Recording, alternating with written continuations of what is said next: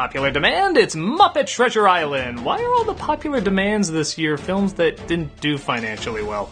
Oh well, whatever. This is the second Muppet film to be an actual adaptation of a literary classic. The first one being the previous film, Christmas Carol. And with Christmas Carol being such a big hit, you would think audiences would go and see this one as well. But from what I hear, it didn't do so hot. And I'd be lying if I said I didn't see why, but at the same time, look, it's Tim Curry! Tim Curry with the Muppets! He practically is a Muppet! This is a match made in heaven!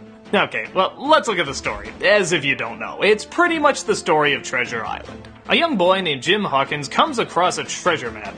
This leads to a giant expedition, only this time the captain is played by Kermit the Frog.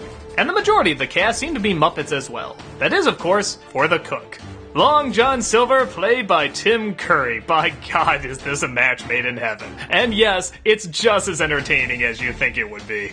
I don't think I'm giving anything away by saying this, but Long John Silver has an evil plan and he's gonna mutiny the ship to find the treasure, and yeah, come on, you've all read the book, you know what happens, and it sticks pretty close to it. For the most part. It still has a lot of Muppetisms that most of the time are welcomed. The only strange thing is that one of the most popular Muppet characters, Miss Piggy, doesn't come in until the last third. In fact, the more I think about it, she didn't even get much of a role in Christmas Carol either, did she?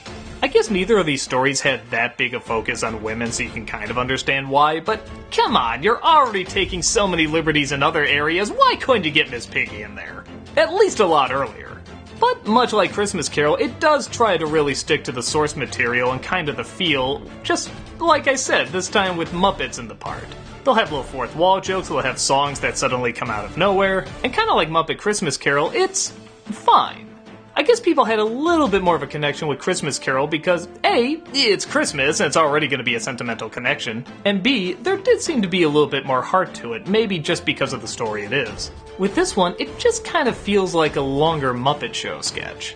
At least, with the Muppets. When it needs to be serious with Jim Hawkins and stuff, it does it fine. I mean, it's not the best telling or anything, but it's totally passable. The songs are just as good as Christmas Carol too. I actually love the intro song so much I put it on my top 11 favorite villain songs list. And Hans Zimmer, who I swear can do no wrong, does the orchestrations for these songs, and they sound pretty badass.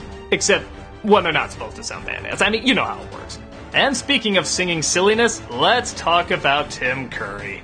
This is a guy who, even if he does a bad performance, it'll still be a good performance. There's just some kind of magic to him that makes it so much fun to watch. I can't even really decide if this is a good performance or not. It's just insanely entertaining. Just seeing him look down to Kermit the Frog, give a salute and go, "Aye, aye, Captain!" I mean, how can you not fall in love with this guy? Though to his credit, he does manage to get a nice connection with Jim Hawkins as well, as he's supposed to in the story. And yeah, whether you want to see it as it's so awkward it's charming or it's so charming it's awkward, he does really work in the role. I almost wouldn't mind seeing him in another rendition of Treasure Island where he is Long John Silver, like a serious one.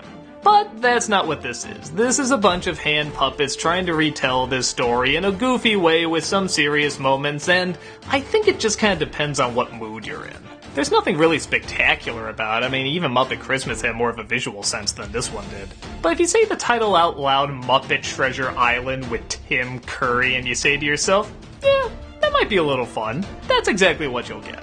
I get the feeling there's better renditions of this tale, but as one that has little Muppets going around singing songs and such, it's totally fine. Shiver your timbers and find out for yourself.